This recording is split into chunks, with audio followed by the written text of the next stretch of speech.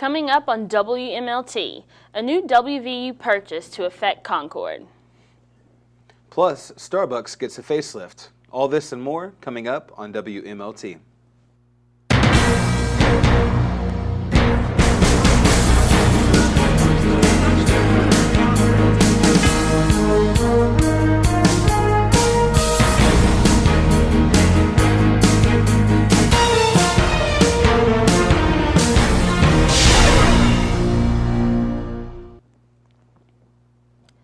Hello and welcome to WMLT News. I'm Patrice Mitchell. And I'm Joe Fadley. Recent purchase by West Virginia University has some implications for Concord. The Morgantown University recently bought out the old MSU campus in Beckley, West Virginia for $8 million. While there is some question about how it will affect enrollment at Concord, Pam Wallace, the administrative assistant at the Irma Byrd Center, shed some light on how Beckley affiliate felt about their new neighbor. Wallace said, quote, "We are very interested in West Virginia University coming to the Beckley campus and being our neighbor. What makes us happy is that we may not have a certain program or major that they have, which might help a student pursue a career that he or she wants. And the same with the programs and majors they do not. We are excited to work with them and see what they have to offer to our community. We cannot try to change anything with our school, such as more scholarship options or adding more curricular activities to try and keep our students with us until we see what WVU has to offer here in Beckley." End quote. According to WVU, they hope to have the finalized sale done by the end of the spring. A Bluefield school bus driver was arrested for being intoxicated on the job.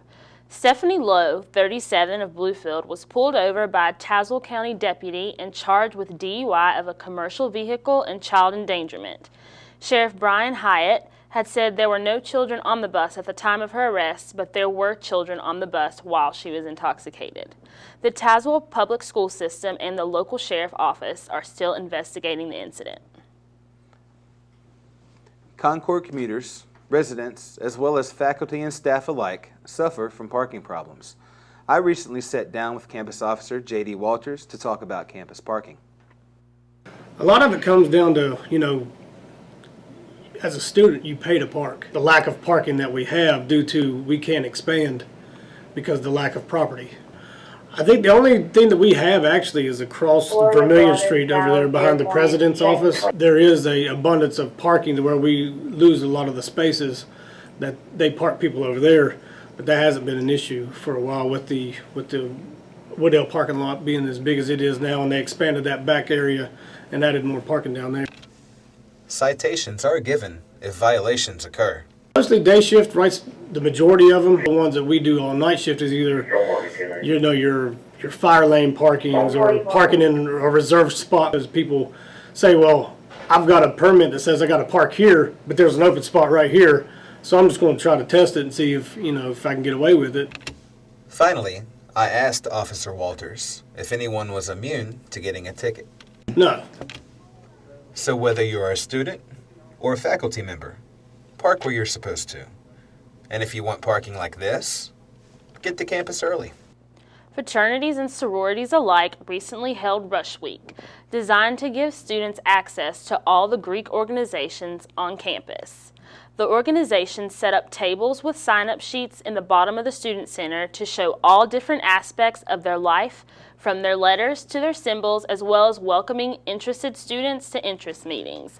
While Rush Week is over, there's always the opportunity to get involved and become part of a brotherhood or sisterhood if it should interest you. We'll be right back with more WMLT after the break.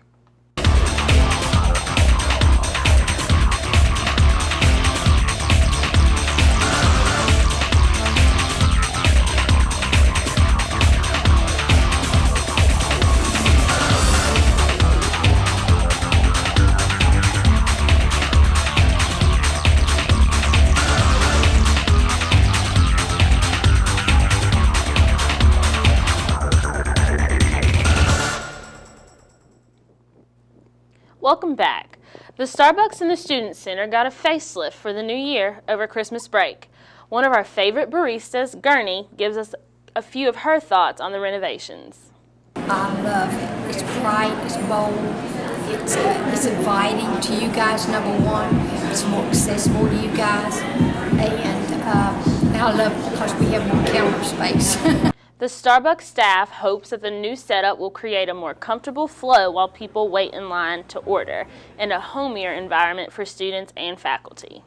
Here with the latest trending topics is Katie Stowers. Hi, I'm Katie Stowers, here with some not-so-typical stories from around the country. Top-secret handoffs and international spies. That's the usual formula for the latest action film out of Hollywood. On the streets of New York City last week, fantasy and fiction met reality when 3 alleged Russian spies were arrested by the FBI, according to Business Insider. The FBI announced on Monday that it had busted a Russian spy ring that was allegedly focused on obtaining economic information, including details about U.S. markets and sanctions on Russian banks. U.S. regulations require people working on behalf of foreign governments in this country to register with the Department of Justice, and these men allegedly did not. Paperwork filed against the 3 men in the U.S. District Court for the Southern District of New York suggests that physical and electronic surveillance conducted by American law enforcement against the individuals over the course of 2.5 years led to the filing of federal charges. Trending topic last week, nostalgia wins again. Harry Potter star Emma Watson confirmed on Twitter that she had signed on for the live-action adaptation of Disney's Beauty and the Beast.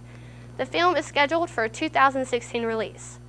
What would you do for a worthy cause? Thomas Cantley, a testicular cancer survivor, has quit his job and is now rolling a 6-foot replica testicle from California to New York City. He says that his goal is to raise awareness for the cancer that affects nearly 9,000 men in the United States per year. The ball is filled with messages from people he has met along the journey, both cancer survivors and otherwise. That's it for Trending Topics. I'm Katie Stowers. Is going to the movie theaters becoming a thing of the past? Previous generations have developed different methods of viewing films, and even Hollywood is taking notice. Our Sam Wright spoke with Carmike Cinema's 8 manager, Brandon Baker, to get his take on what the cinema industry has become. I do believe that there's a threat for the movie experience as in coming to the theater to be worried about, though. An obvious example would be Netflix and what it's done to DVD services and to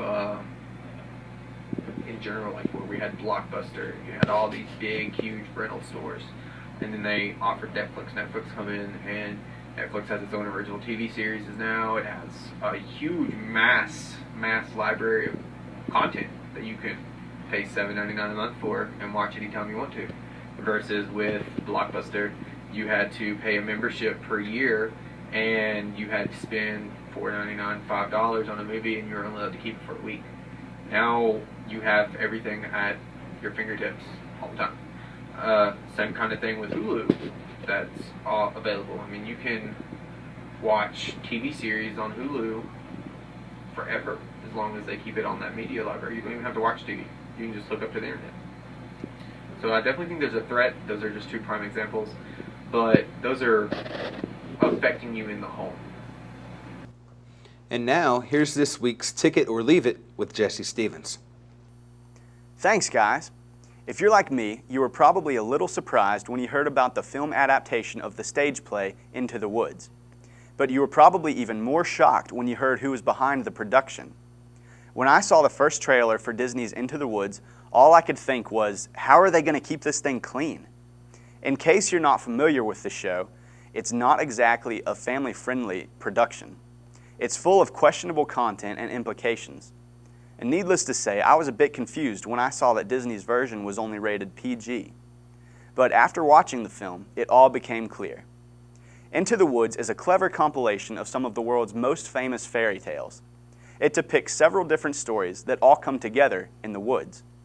Being a musical production, the vast majority of the film is singing. But if you're any kind of music lover, this won't bother you at all. The musical score is taken directly from the stage show and will absolutely blow you away. Into the Woods features an amazing all-star cast that come together to put on one of the best performances of the year, with appearances by Meryl Streep, James Corden, Emily Blunt, and Anna Kendrick, this film is a definite hit.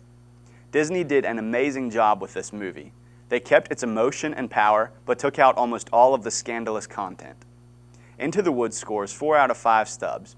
It still has a few days left in theaters, so if you haven't already, you need to go watch this movie. And that's it for this week's Ticket or Leave It. I'm Jesse Stevens. Thanks for watching. Thanks, Jesse. Now with This Week in Sports, here's Brady Meadows. Thanks, guys. A lot's been going on in the world of sports. The NBA season is well underway with the All-Star game almost upon us, and the NFL season is close to ending with the Super Bowl coming up this weekend.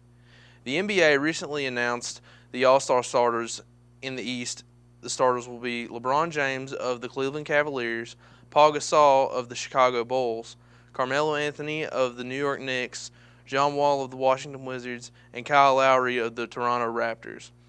For the West, the starters are Stephen Curry of the Golden State Warriors, Marc Gasol of the Memphis Grizzlies, Blake Griffin of the Los Angeles Clippers, and Anthony Davis of the New Orleans Pelicans.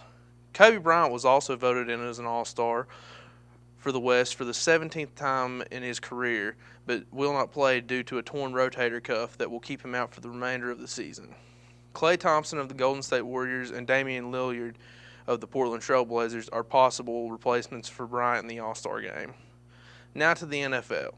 The Seattle Seahawks will attempt to win back-to-back Super Bowl championship titles against the New England Patriots this year. Both teams have been subject to a lot of criticism lately, however. The Patriots are under an extensive investigation for using underinflated footballs in the AFC Championship game against the Indianapolis Colts. So far, there have been reports that 11 of the 12 balls the Patriots used in the game were underinflated. Seahawks running back Marshawn Lynch continues to rack up the fines. Lynch is the most fined player in the league this season, racking up more fines than Ray Rice and Adrian Peterson combined. Most of Lynch's fines have been built up from refusing to talk to the media after games. Finally, the world of sports suffered a great loss recently when Stuart Scott passed away after losing a long battle with cancer. The longtime anchor of ESPN's Sports Center passed away on the morning of January the 4th. He was 49 years old. That's it for sports. Back to you at the desk. Thanks, Brady. Now here's Dalton Boggs with our weekly video game review. Thanks, guys. Today in Arcadian Game Reviews, I'll be talking about one of the best RPGs to have been introduced to the next generation of consoles. Dragon Age Inquisition is the newest game in the Dragon Age series, and it happens to be the best.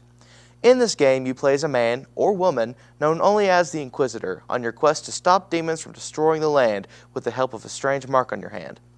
The game looks gorgeous. In stunning HD graphics, you can explore vast lands with lavish forests, dark caves, and even fortresses, all while you fight your way through hordes of enemies. Character customization isn't as in-depth as it should be, but with the limited hair and voice options, you can make up for it with distorting the face in various ways. The combat in Dragon Age Inquisition is incredibly fun, mixing a good bit of strategy and real-time combat, keeping things going at a speedy pace. However, if you aren't careful, you could end up with quite a few game over screens.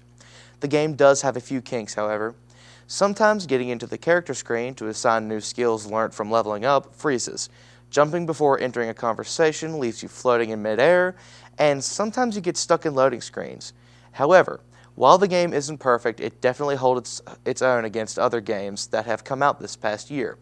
Dragon Age Inquisition gets 4 out of 5 controllers. That's it for this week. This is Dalton Boggs, logging off. That's it for WMLT News this week. I'm Patrice Mitchell. And I'm Joe Fadley. Thanks for joining us, and we'll see you next time.